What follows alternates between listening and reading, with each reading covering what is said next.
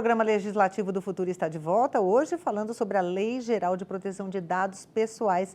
Participam comigo a doutora Andréa Raskovski, procuradora legislativa e membro do Comitê Gestor de Segurança da Informação da Câmara Municipal de São Paulo. E também a doutora Cíntia Rosa Pereira de Lima, que é professora de Direito Civil da USP de Ribeirão Preto e coordenadora do Núcleo Tecló do Instituto de Estudos Avançados da USP.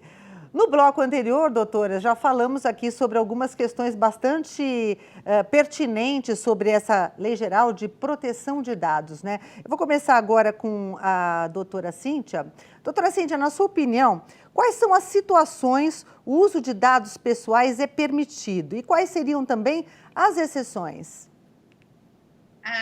A Lei Geral de Proteção de Dados, ela traz no artigo 7º as bases de tratamento de dados. Então, por exemplo, o consentimento é uma delas, não é a única. A gente falou no primeiro bloco sobre a cookies, aceitar cookies. Essa seria uma base de tratamento, o consentimento.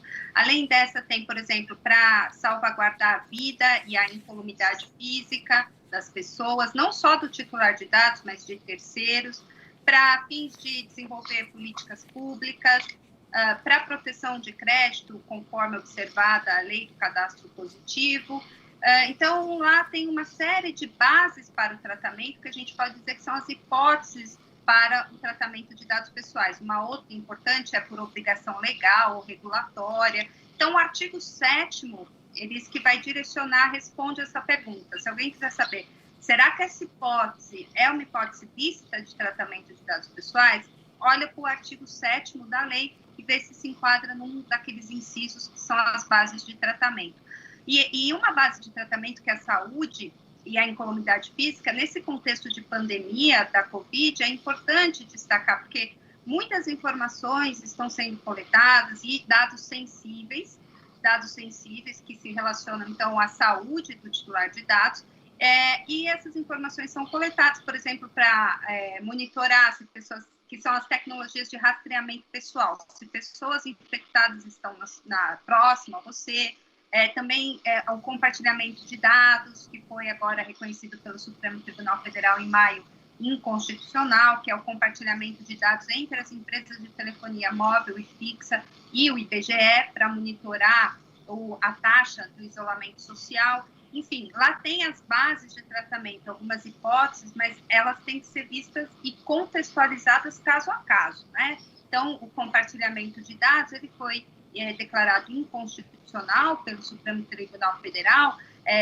porque não havia nenhuma informação quanto à segurança da informação desses dados, não foi repassado publicamente se é utilizada alguma técnica de anonimização, ou seja, dissociar o titular dessa informação com a informação em si. Então, ficou um compartilhamento muito no escuro. As informações são coletadas sem saber o padrão de segurança e realmente se aquilo vai ser usado só para essa finalidade e qual é a segurança, inclusive o relatório de impacto, né? Isso é importante mencionar. Quando entes públicos ou privados tratam dados pessoais e esse tratamento puder representar um risco aos titulares, tem que oferecer um relatório de impacto e nesse relatório você indica quais as ferramentas para minimizar esses impactos.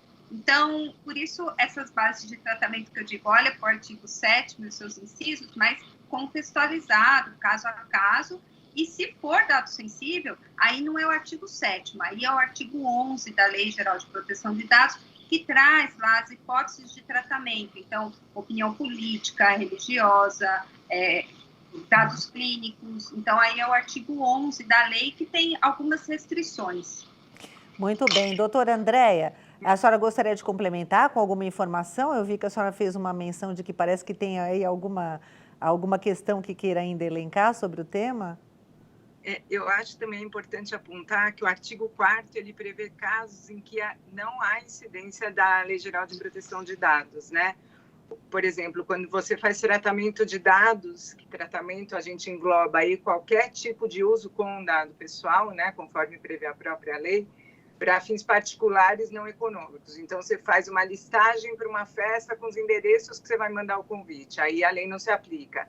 Para vocês que também interessam aí no meio jornalístico, para fins jornalísticos, a lei prevê no artigo 4º também, que não se aplica artísticos, né? Isso eu acho que vai ter muita discussão quando a lei entrar em vigor, na verdade, no âmbito do judiciário, né? Como pode se aplicar ou como não pode se aplicar, porque eu acho que vai criar aí nos cidadãos em geral uma percepção, dependendo da divulgação que for dada essa lei, se a lei realmente pegar, né, da reclamação da utilização desses dados.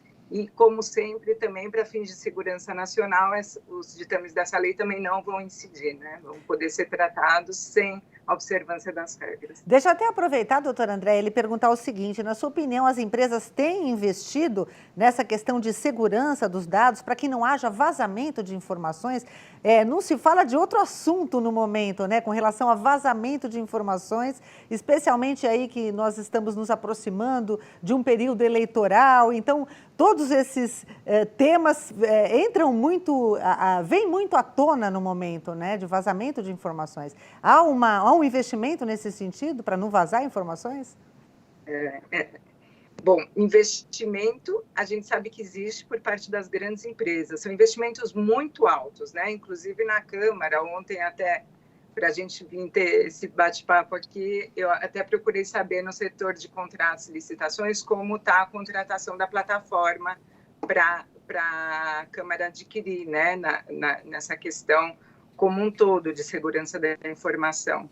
E daí eu fiquei sabendo que, na verdade, que eu já tinha visto o edital, mas, na verdade, o edital voltou, já tinha feito uma pesquisa de preço, deu um valor e voltou para a pesquisa de preço e deu 6 milhões a mais. E daí voltou para a mesa da Câmara para ver se vai autorizar, em que termos, a licitação.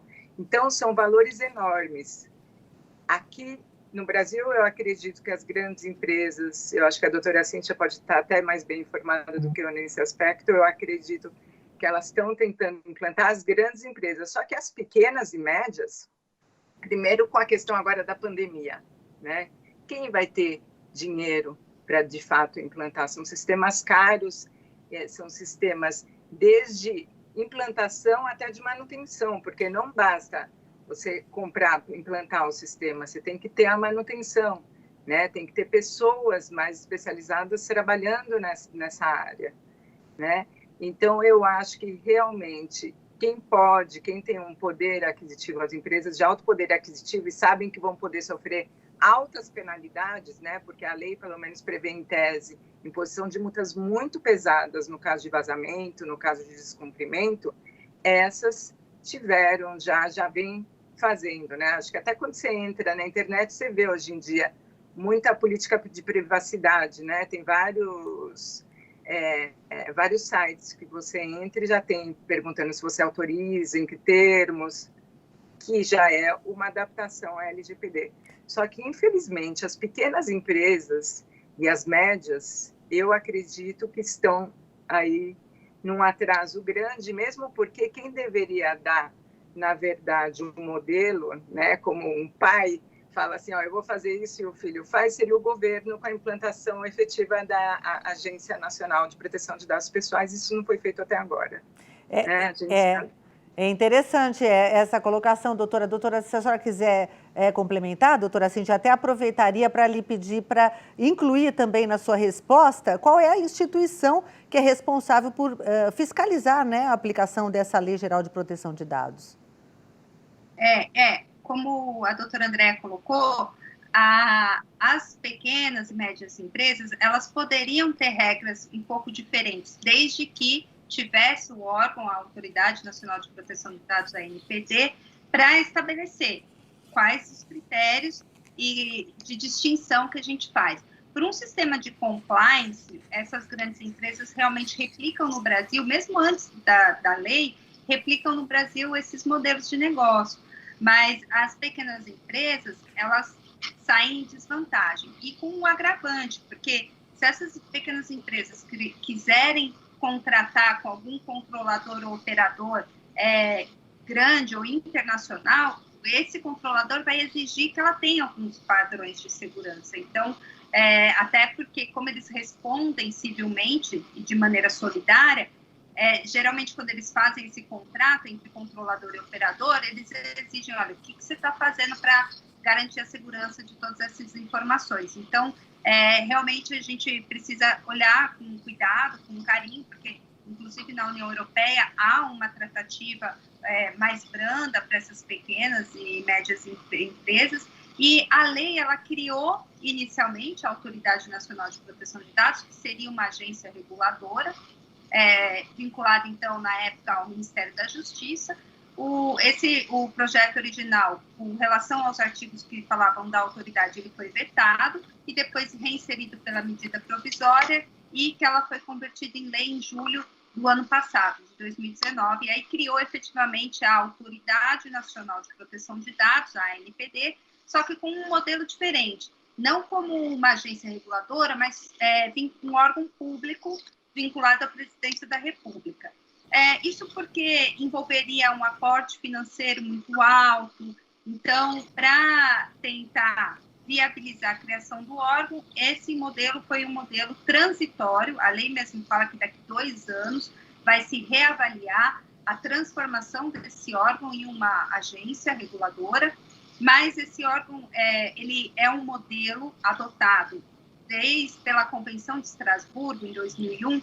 Essa Convenção 108, na União Europeia, por exemplo, ela detectou que esse órgão é fundamental para a efetividade da Lei Geral de Proteção de Dados. A gente pega o que é direito à anonimização. Ora, a gente tem que ter um órgão regulador para falar quais os padrões de anonimização que são que vai se reconhecer, né?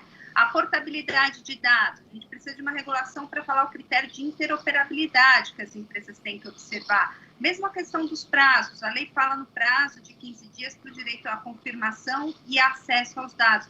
Mas tem outros tantos direitos que a lei prevê e o prazo a lei não menciona. Então, se não tem esse órgão para fiscalizar, a lei fica sem uma efetividade plena, digamos assim, né? E claro que eu sempre tenho mencionado isso, que a Autoridade Nacional de Proteção de Dados ela tem que ter um olhar assim, não para a Europa, um olhar para a realidade socioeconômica brasileira, que a gente está vivendo uma mudança cultural, uma mudança entre a superexposição e totalmente despreocupado com relação à disponibilização dos seus dados pessoais, agora para toda essa preocupação e que a lei desperta. Então, essa mudança sociocultural, ela tem que ser uma pauta da Autoridade Nacional, que tem também o dever de informar a sociedade, divulgar o conhecimento sobre o tema. Então, não é só aplicar multa, né? Ela tem que também ter esse olhar sensível que a Europa, desde a década de 70, tem leis de proteção de dados. Então, é uma cultura já de décadas, né, sobre o tema que está sendo cada vez mais consolidado. A gente não pode falar, eles já definiram tudo. Tem mudança o tempo todo. Então, também aqui no Brasil, a gente tem que tomar cuidado com isso. Espero que os diretores, né, quando efetivamente nomeados, tenham um olhar assim, cuidadoso e real para o Brasil. Olha, o assunto é fascinante, eu acho que ainda temos muito que retomar com relação a essa lei, né? Porque é algo novo, né? Não só para o ponto de vista do brasileiro, mas do mundo de uma forma geral, está tudo sempre evoluindo muito, mas no momento eu gostaria de agradecer a presença de ambas aqui nesse nosso programa, foi um prazer. O prazer foi todo meu, Alice, doutora André, um prazer enorme. Prazer o meu também. Obrigada, doutora Cíntia, obrigada, TV Câmara, pela oportunidade da participação sobre um pequeno debate, né? Porque a matéria é muito ampla, realmente. Sem dúvida. Bom, e eu agradeço você que nos acompanhou nesse programa de hoje. Se você ficou com dúvidas sobre este assunto, basta entrar em contato com a Procuradoria da Câmara nos e-mails celeg@sãopaulo.sp.leg.br ou então procuradoria@sãopaulo.sp.leg.br. TV Câmara São Paulo, assista, fique sabendo.